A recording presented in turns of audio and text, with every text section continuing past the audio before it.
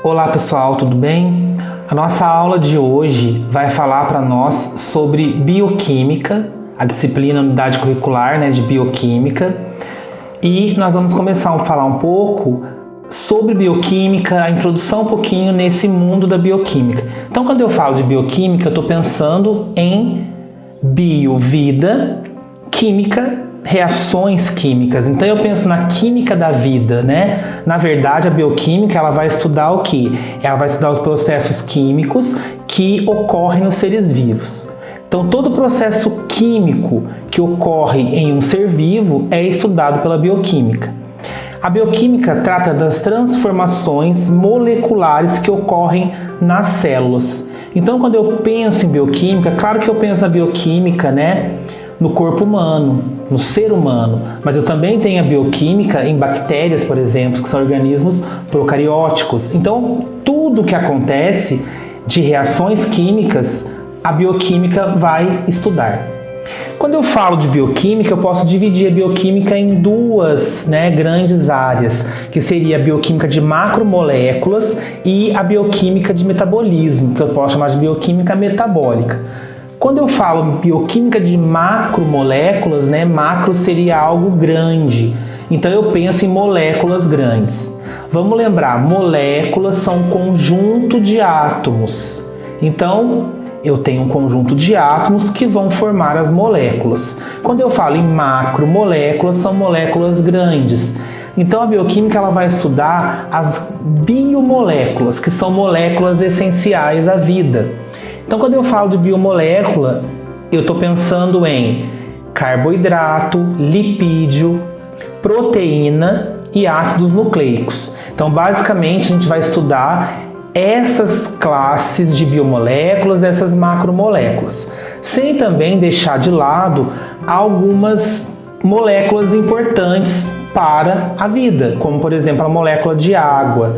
Então nós também vamos falar um pouquinho da molécula de água antes de entrarmos, especificamente em cada uma dessas biomoléculas. Quando a gente fala em macromoléculas, eu estou pensando em unidades construtivas dessas macromoléculas. Então, o que eu tenho que pensar? Essas macromoléculas, elas vão surgir a partir de quê? A partir de moléculas menores. Então, vamos dar um exemplo, Se eu tenho aí proteína, proteína vai ser formada por aminoácidos. Então, aminoácidos são moléculas menores e quando eu tiver vários aminoácidos, eu vou ter o que eu chamo de proteína. Então, eu posso dizer que a minha proteína é um conjunto de aminoácidos. Então vai formar uma macromolécula, proteína, por quê? Porque eu tenho unidades menores ligadas entre si, que elas vão fazendo ligações químicas e a partir disso eu vou ter a origem aí da macromolécula, que no caso eu dei um exemplo de aminoácido que vai formar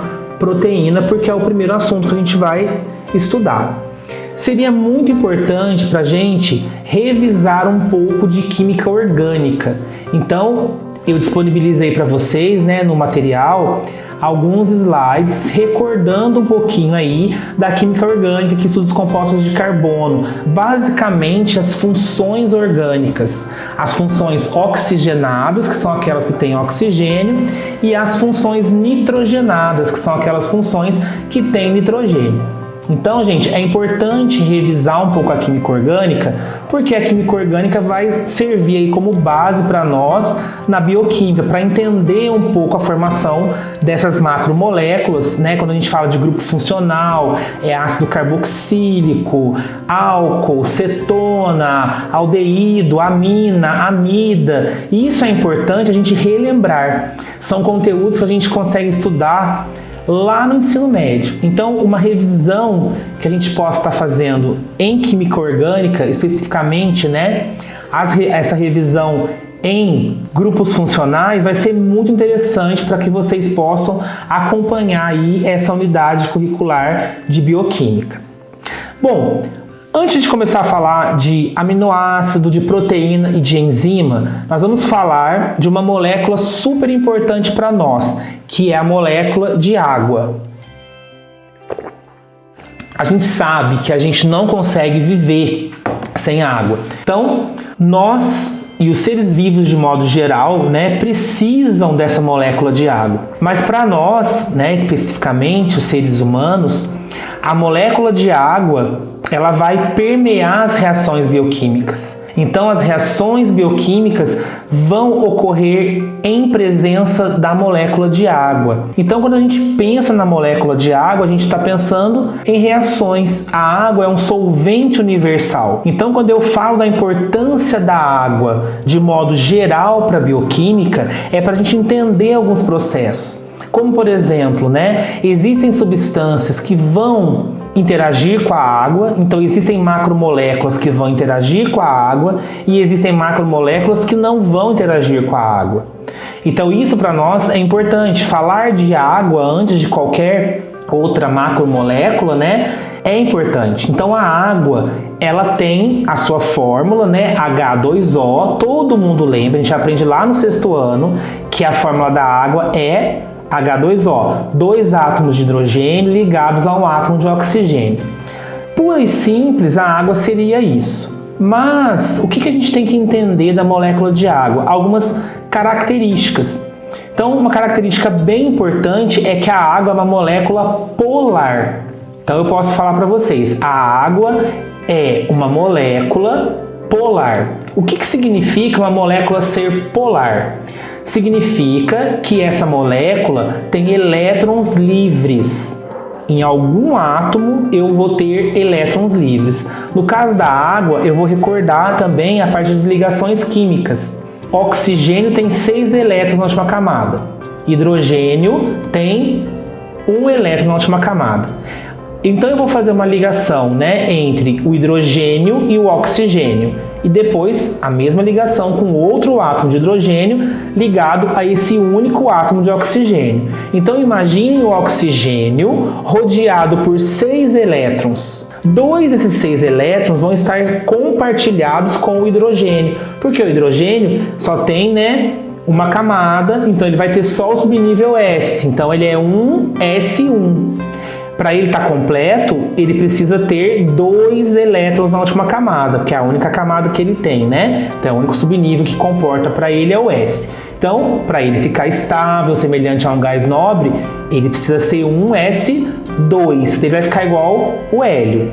Para ele ficar um S2, ele tem que fazer um compartilhamento, ele precisa ter um elétron aí, junto com ele, então para estabilizá-lo. Quando que ele vai arrumar esse elétron na molécula de água? Do oxigênio. O oxigênio tem 6 na última camada. Então, o hidrogênio compartilha um elétron do oxigênio. Eu falo que eles compartilham um par de elétrons, né? Oxigênio e hidrogênio. O outro hidrogênio, mesma coisa. Um elétron, então, o compartilhamento, né, entre oxigênio e hidrogênio, um par de elétrons. Então, eu vou ter o quê? 2 hidrogênios compartilhando elétrons. Os outros elétrons do oxigênio vão continuar ali na molécula. Então, eles vão fazer parte daquela molécula. E isso é muito importante, porque existe uma força que o elétron livre faz sobre a molécula, né, sobre aquele arranjo, e a força que os átomos de hidrogênio também fazem sobre a molécula, que vem da ligação química. Então, na verdade, essas forças estão desequilibradas, né, porque eu tenho pares de elétrons ligantes e pares de elétrons não ligantes. Então, esse desequilíbrio entre ligantes e não ligantes torna a minha molécula polar. Então, eu posso dizer que a água é polar porque ela tem um desequilíbrio de cargas elétricas, porque ela tem elétrons livres, né? A ligação de átomos de hidrogênio com oxigênio não é capaz, né, de ligar todos os elétrons. Então, alguns elétrons, no caso 4, vão ficar como elétrons livres, e isso vai dar uma propriedade para a água dela ser polar. Agora, quando eu falo em apolar, eu posso citar alguns hidrocarbonetos. Vamos dar um exemplo simples, carbono e hidrogênio. Quando eu tenho carbono com 4 elétrons na última camada ligado a 4 hidrogênios, eu tenho 4 hidrogênios ao redor do carbono, só que todos os átomos, todos os elétrons, estão ligados. Então eu não vou ter nenhum elétron livre no carbono. Então eu posso dizer que essa molécula CH4 é apolar, porque não tem elétron livre. Então eu posso pensar polar água, metano CH4 apolar. Isso para nós é importante na bioquímica, porque existem moléculas que vão ter afinidade com a água e existem moléculas que não vão ter afinidade com a água. Como a água, permeia grande parte das reações bioquímicas, eu preciso aí entender que alguns compostos vão interagir com a água e outros compostos não vão interagir com a água. Então eu posso dizer que a água é polar e a água é angular. A água vai ter um ângulo aí de mais ou menos 104 graus e meio. Então é uma molécula angular devido a todo esse arranjo aí de ligação química, tá? Quando eu tenho compostos, que interagem com a água, eu falo que esses compostos são polares. Quando eles não interagem com a água, eu falo que eles são apolares. E vou além. Esses compostos polares e apolares também podem ser classificados em compostos hidrofílicos ou hidrofóbicos. Hidrofílico, gosta de água. Hidrofóbico não gosta, Então, quando a gente pensa em fobia, a gente pensa em medo, aversão. Então, hidrofóbico tem aversão à água, não interage com a água. Qual o exemplo que eu posso ter para vocês de um composto que não interage com a água? Gorduras. Gorduras são lipídios. Lipídios são um grupo, um conjunto de macromoléculas que nós vamos estudar na bioquímica. Então eu estou falando de água porque compostos vão interagir com a água e compostos não vão interagir com a água. Isso é importante para nós, tá? E tem compostos que têm as duas propriedades, Então tem composto que é hidrofílico e tem composto que é hidrofóbico. Eles são chamados de compostos anfipáticos, ou seja, eles têm uma parte polar e uma parte apolar. Isso é importante, isso é interessante, porque esses compostos, em contato com a água, vão formar o que nós chamamos de micelas. Eu acho que vocês já ouviram falar de micelas. Micelas, são estruturas que geralmente são estruturas globulares, São estruturas globulares que têm a interação entre a parte polar e a parte apolar. As micelas são formadas, para que tenha essa parte polar interagindo com a parte apolar. Um exemplo clássico: nossa mão tem gordura, Então imagine lá, a mão tem a gordura, da nossa pele, do nosso corpo. Então a gente é formado por gorduras também. Então a gente tem gordura aqui na mão e a sujeira vai grudar nessa gordura da nossa mão, Então quando a gente fala sujeira, a gente pode pensar também bactérias, vírus, e a gente precisa lavar as mãos. Mas se eu lavar as mãos só com água, eu não vou conseguir tirar essa gordura, tirar essa sujidade que eu tenho nas mãos. Então, muitas vezes eu uso o quê? Um detergente, um sabão. Esse detergente, esse sabão, eles vão atuar como se fossem essas micelas. Eles vão arrastar essa sujeira, arrastar essa gordura. Por quê? Porque esses compostos, que são as micelas, compostos micelares, eles têm essa capacidade de retirar esses compostos que aparentemente não iriam sair com a água. Então, lavei a minha mão com água, a gordurinha está aqui, ela não vai sair. Coloquei um sabão, opa, esse sabão, ele vai, é como se ele emulsionasse, fazer uma emulsão aqui na nossa mão. Então, ele vai retirar essa gordura. Quando eu colocar água, a água vai arrastar essa gordura juntamente com quem? Com o sabão. A micela, ela também faz isso lá no nosso organismo.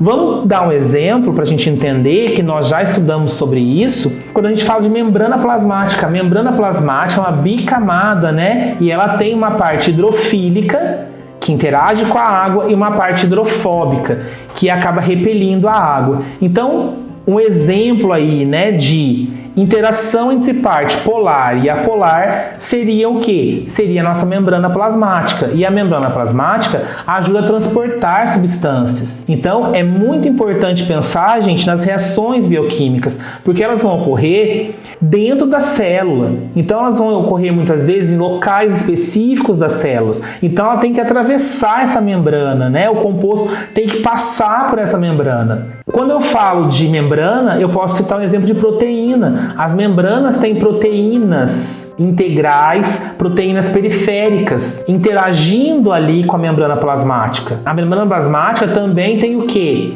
Também tem os lipídios, né? Também tem gorduras, tem atuação ali de hormônios nessa nossa membrana. Então, é algo que a gente imagina, né? Micro, porque é celular, então é célula por célula, que dá pra gente algo maior, algo macro, que é o funcionamento do nosso corpo, o funcionamento do nosso organismo. Então, por isso que é importante a gente falar de água, né? Falar dessas interações que ocorrem na molécula de água dentro do nosso organismo. Falando de água, eu vou aproveitar para a gente também e já vamos conceituar pH. O pH ele vai ser extremamente importante para o próximo assunto que a gente vai ver, que são os aminoácidos, as proteínas e as enzimas. Então, o que seria o pH? Potencial hidrogeniônico. Ele mede a concentração de íons H+. O pH ele pode ser ácido, ele pode ser neutro e ele pode ser básico.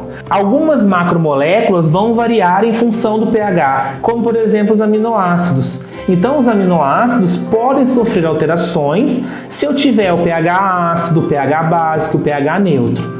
Quando que eu tenho pH ácido? pH ácido ele vai ser sempre menor que 7. Então, todo pH menor que 7 é ácido. O pH neutro em 7. Então, quando eu tenho pH 7, eu tenho pH neutro. E quando eu tenho pH maior que 7, eu tenho pH básico. Essa escala de pH, então, vai variar de 0 a 14. Então, eu tenho de 0 até antes de 7, um pH ácido, o 7 um pH neutro e de maior que 7, né, até 14, um pH básico ou um pH alcalino. É importante falar de pH porque a gente também pode conceituar solução tampão. O que é uma solução tampão? É uma solução, né, que resiste às variações de pH. Então imagina o nosso organismo com as diversas reações bioquímicas. Muitas reações precisam ocorrer em meio tamponado. Então muitas reações vão ocorrer em meio tampão. Ou seja, o tampão ele vai evitar variações bruscas de pH. Na enfermagem, por exemplo, a gente tem alterações de pH que nós tratamos como acidose e alcalose. E isso vai gerar distúrbios, né? Isso vai gerar problemas de saúde. Então, muitas vezes o médico vai fazer até exames, né? Quando o paciente chega e o enfermeiro, que já é ali a primeira porta de entrada, né? Que vai fazer todo o procedimento de primeiro atendimento, ele já vai ali muitas vezes notar o paciente um pouco alterado, e isso pode ser em função de pH, pelo uso de drogas, pelo uso de bebidas alcoólicas, medicamentos, e o médico vai pedir um exame de acidose, de alcalose, ou seja, ele vai medir a quantidade aí, né, de acidez no caso, ou basicidade no sangue, e o sangue é tamponado. Então, o sangue é uma solução tampão, no caso, né, uma solução tampão gasosa, então gases que funcionam como tampão. O tampão é sempre formado por um ácido fraco e sua base conjugada. Então, um ácido fraco e a base conjugada formam a solução tampão. Falo em solução tampão porque eles têm uma grande importância, né, para o funcionamento do nosso organismo. Então, eles têm o tampão, né, tem o funcionamento do nosso organismo muito ligado a ele. Então, a fisiologia do nosso organismo, muitas vezes, vai estar conectada aí com solução tampão. E os aminoácidos, né, são muito importantes. Por quê? Aminoácido e proteína formam muito solução tampão.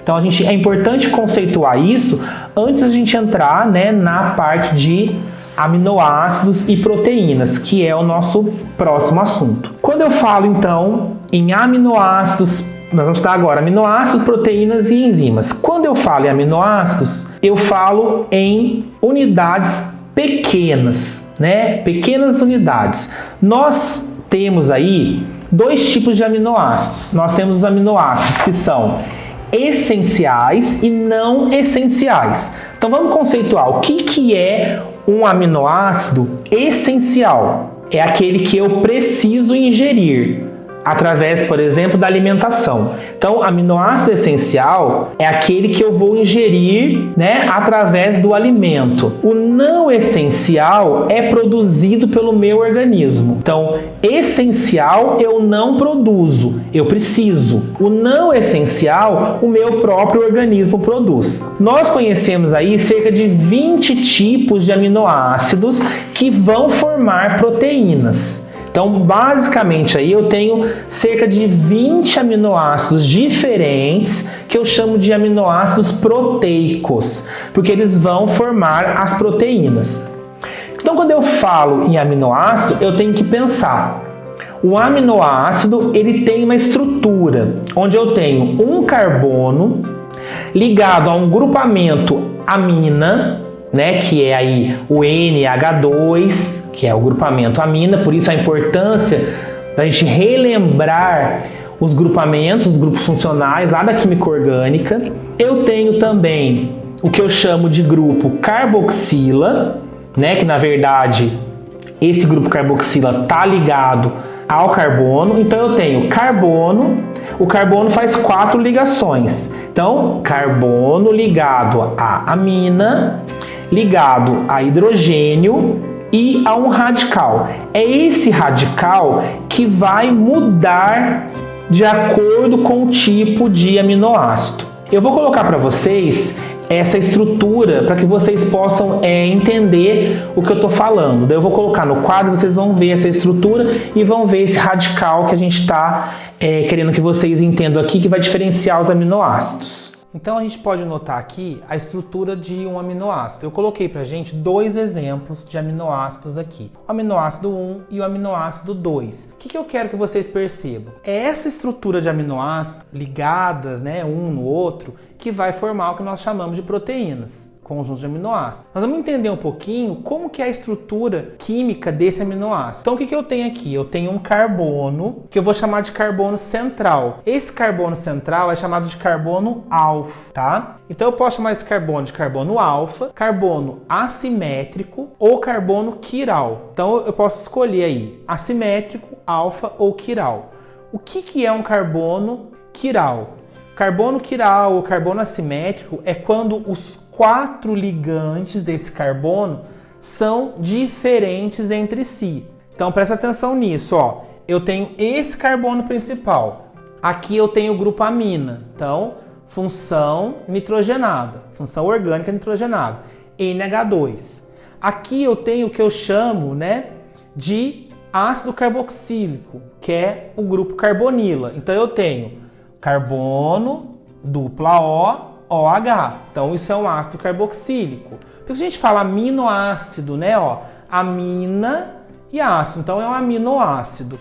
Grupo amina, grupo carboxílico, o hidrogênio aqui, porque o carbono vai fazer as 4 ligações, e eu tenho esse R1 que eu chamo de radical 1. Esse R1, gente, é que vai dar para mim o nome do aminoácido, né? Por quê? É aqui que vão entrar aqueles 20 aminoácidos que a gente chama de aminoácidos que vão formar proteínas. Então o que vai mudar aqui? Esse R1. É isso que vai mudar. Daí eu coloquei outro exemplo que é um R2, para vocês entenderem que aqui no R1 eu vou conseguir ter um aminoácido. Aqui eu tenho outro aminoácido. Então o que muda nesse carbono quiral?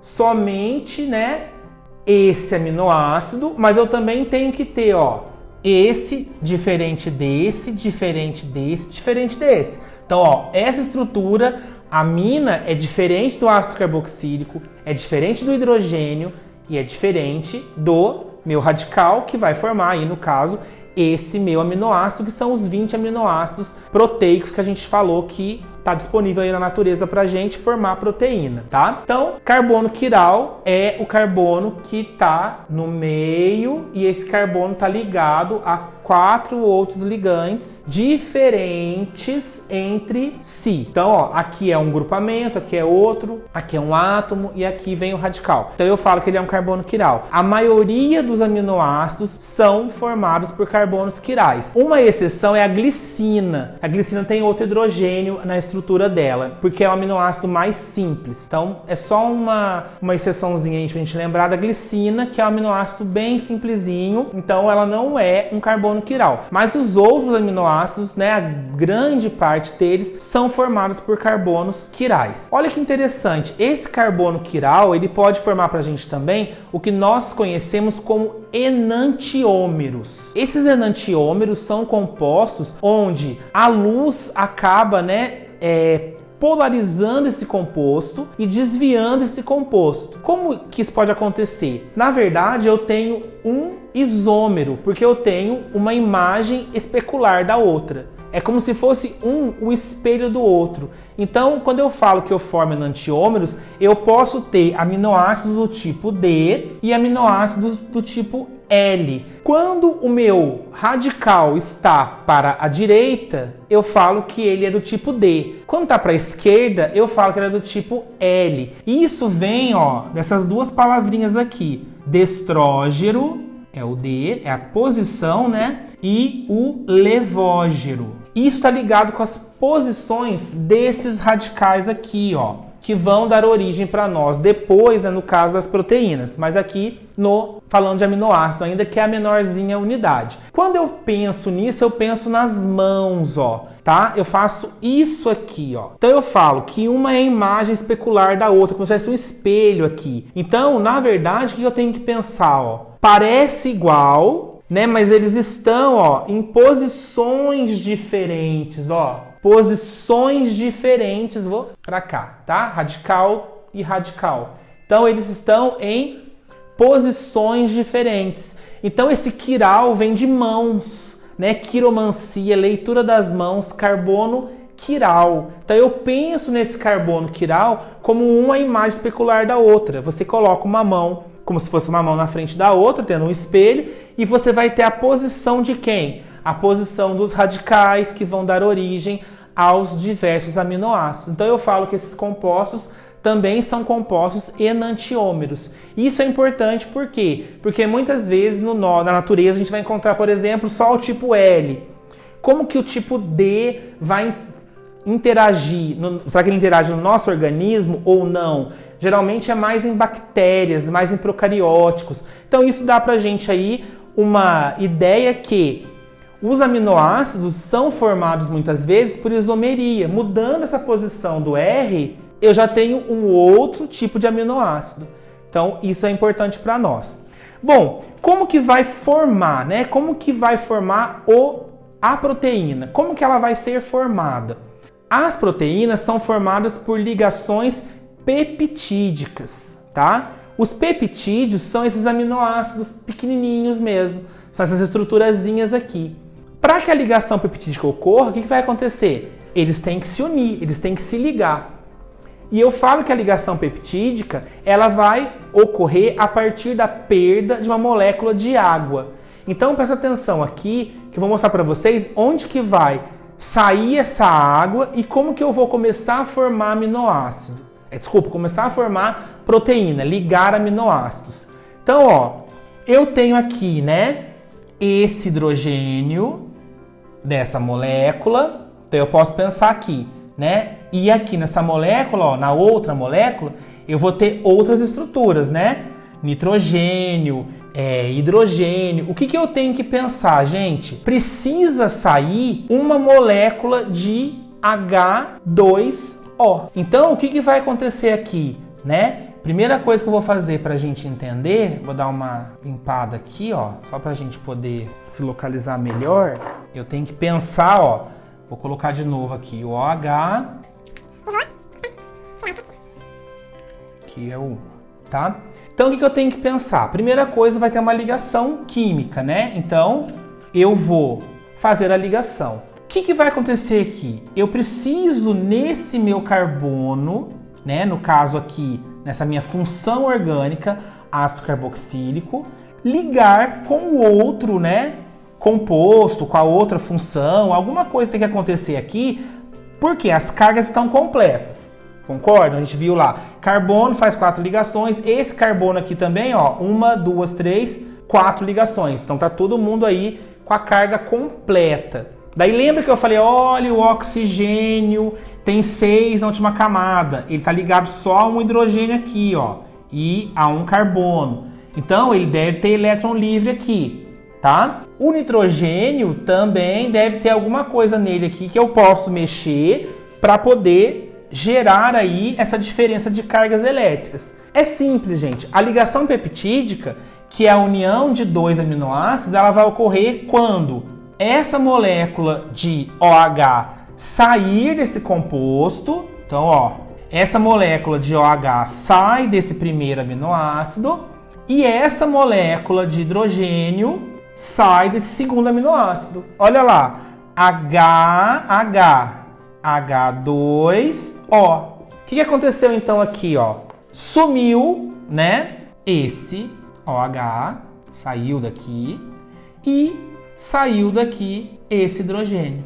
Então, houve o que eu chamo de desidratação. Perdeu uma molécula de água. Se perdeu a molécula de água, ó, ficou aqui livre e livre. Ou seja, isso aqui, ó, vai se ligar. Então, ó, notem que a ligação vai ocorrer aqui, aqui e aqui. Isso vai dar para mim uma sequência de aminoácidos, ó. Um aminoácido ligado com o outro aminoácido. Como que se ligou? Perdendo uma molécula de água. Então, isso é uma ligação peptídica. É um aminoácido ligado no outro. Proteína. Uma sequência de aminoácidos. Existem substâncias no nosso organismo que são formadas apenas por 2 aminoácidos. Né? Então, eu não vou chamar isso de proteína. Eu falo assim, são peptídeos. Um exemplo é o glucagon, que a gente vai ver lá na parte de carboidrato. É um exemplo, por quê? Ele é formado por unidades bem menores de aminoácidos. Agora, é uma proteína. É muito aminoácido, né? É muito aminoácido ligado um no outro. Então isso vai acontecendo sucessivamente e assim por diante. Um exemplo de proteína muito importante é o colágeno. Então agora a gente vai entrar na proteína. O que são proteínas? Conjunto de aminoácidos. Então, aminoácido, aminoácido, aminoácido, aminoácido e assim por diante vai formar o quê? Vai formar uma proteína. Proteínas, conjunto de aminoácidos. Então a gente não vai esquecer esse conceito de proteínas, tá? Agora a gente vai falar um pouco sobre a importância das proteínas para o nosso organismo, por que elas são importantes, onde que eu posso ter exemplos de proteínas e como que eu posso trabalhar com a proteína macromolécula dentro da bioquímica. Bom, nós vimos a estrutura dos aminoácidos. Os aminoácidos ligados entre si vão formar o que? As proteínas. Então, eu posso dizer que proteínas são polímeros de aminoácidos, né? Polímeros são compostos orgânicos longos, de cadeias longas, né? De muitos átomos de carbono ligados entre si. Então, proteína é uma sequência mesmo longa de aminoácidos. É o composto orgânico mais abundante no nosso organismo. Ele tem várias, né? As proteínas têm várias funções. Vamos falar algumas funções das proteínas agora? A proteína tem função estrutural, então ela dá firmeza para os tecidos do nosso corpo. Um exemplo é o colágeno. O colágeno é a proteína mais abundante e é uma proteína fibrosa, então ela está muito ligada ao tecido conjuntivo. Existe, mas assim, há muito tempo atrás, quando os portugueses chegaram aqui ao Brasil, né, nas caravelas, as pessoas sofriam muito de escorbuto, que é uma doença causada pela falta de vitamina C. Daí a vitamina C é interessante porque ela está ligada à história da bioquímica, né? Vitamina, a mina da vida. Então, essas vitaminas, né, que hoje nós sabemos que são micronutrientes, eram tratadas como macronutrientes, porque são importantes para o nosso organismo. E esse escorbuto está ligado a isso, é uma patologia, né, associada à falta de colágeno. Por quê? Muitas vezes nesses navios a alimentação era muito escassa, era muito rara, eles não comiam tanta variedade, né, de legumes, de fibras, de frutas. Então a comida era muitas vezes um tipo só e eles passavam meses, né? Até mais meses, às vezes até anos em alto mar. Então eles sofriam muito com essa falta de vitamina C no organismo e a vitamina C está ligada a essa alteração de colágeno. Então esse escorbuto levava muitas vezes sangramento nas gengivas. Então essa doença, né, ela vai deixando de ser tão comum quando as pessoas vão entendendo um pouco a importância da vitamina e dessa alimentação que tem que ser bastante variada. Então um exemplo que a gente pode citar de proteína seria o colágeno associado a uma patologia que é o escorbuto. Quem tiver curiosidade, só dá uma pesquisada depois nessa história das vitaminas e na doença do escorbuto para ver que está bem ligado à parte de início da bioquímica, tá? Então, vamos lá. Função estrutural, função também imunológica,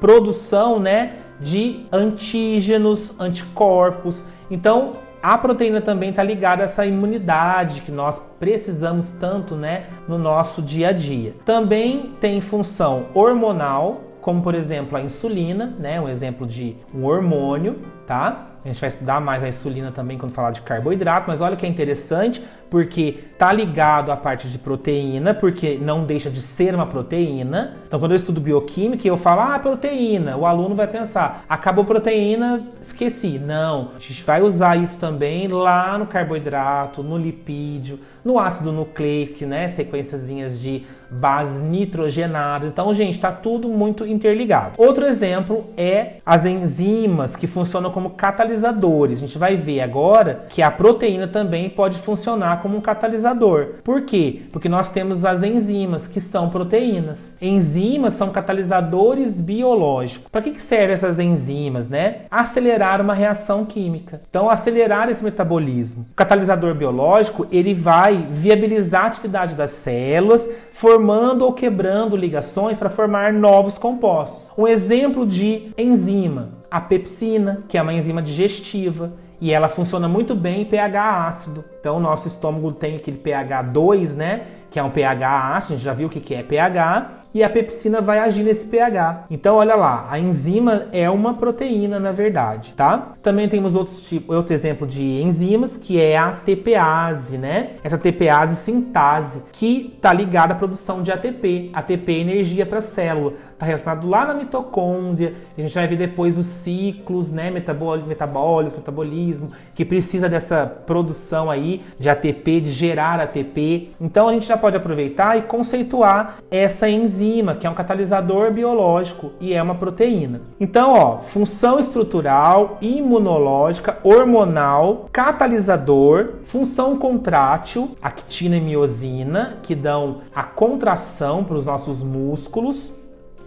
e função transportadora, por exemplo, o transporte, né, de alguma substância. Como função transportadora, a gente também tem a proteína e a hemoglobina. Então, essa hemoglobina está ligada ao nosso sangue e ela também é uma proteína, no caso, transportadora. Então, gente, olha lá. Resumindo, a proteína é um conjunto de aminoácidos, as funções estrutural, imunológica, hormonal, catalisador, contrátil e transportadora. Olha lá quanta coisa uma proteína consegue fazer. A proteína, né, o formato dela vai definir a função biológica. Então eu tenho proteína que eu chamo proteína primária, secundária, terciária e quaternária. Essa ordem, esse sequenciamento genético está ligado às proteínas. São os genes que determinam a ordem correta dos aminoácidos. Então, isso é genético. Os aminoácidos vão se rearranjar geneticamente. São os genes que vão dar essa sequência de aminoácidos, tá? Então, eles vão se unir e vão ter aí o formato daquela proteína. Cada formato está ligado, né, a um tipo de proteína,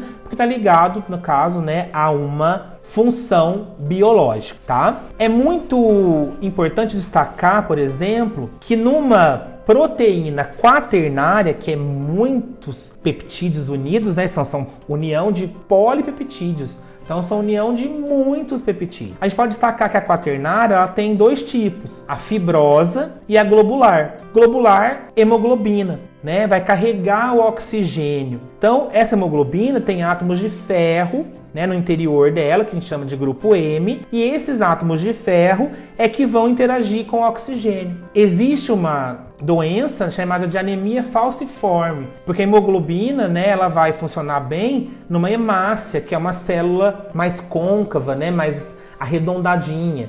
E essa anemia falciforme, no caso a hemoglobina, é em forma de foice, né? Parece uma luazinha nova, uma lua minguante, bem fininha. Então não é aquela hemácia redondinha que a gente conhece, é mais fininha. E isso vai dificultar esse transporte de oxigênio. Então as pessoas que têm anemia falciforme, elas vão precisar fazer o quê? Elas vão precisar receber sangue, porque o sangue delas, né, no caso ali, a hemoglobina é ineficiente no transporte de oxigênio. Então, mais uma doença, né, relacionada aí à proteína. Falei do escorbuto, agora da anemia falciforme. Então, a proteína quaternária fibrosa, ela é fibrosa, então ela é insolúvel em água, tá? E ela não se desnatura facilmente. Um exemplo também a gente pode falar da queratina. Então, fibrosa, a gente pode citar o exemplo da queratina, que tem no nosso cabelo, nas nossas unhas, e a globular, a hemoglobina, tá? A proteína ela pode ser alterada por uma condição ambiental. Algum fator ambiental pode alterar o formato e a proteína pode perder a sua função biológica. Exemplo mais clássico de alteração de proteína, a desnaturação de proteínas. Então, o pH e a temperatura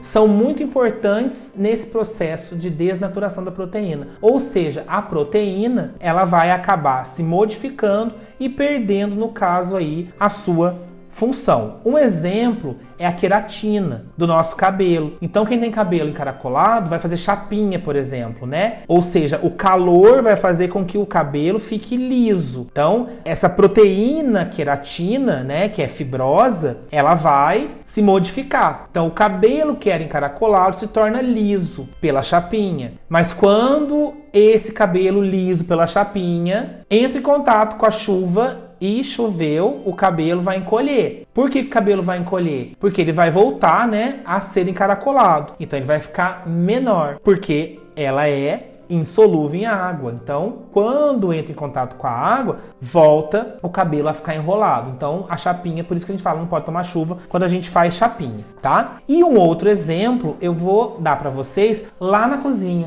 Então, nós vamos ter um pouquinho aí de Ana Maria Braga para a gente poder sair um pouco desse ambiente e ver um outro exemplo de desnaturação de proteínas para a gente poder encerrar, tá bom? Então, aqui um exemplo de desnaturação de proteína, ó.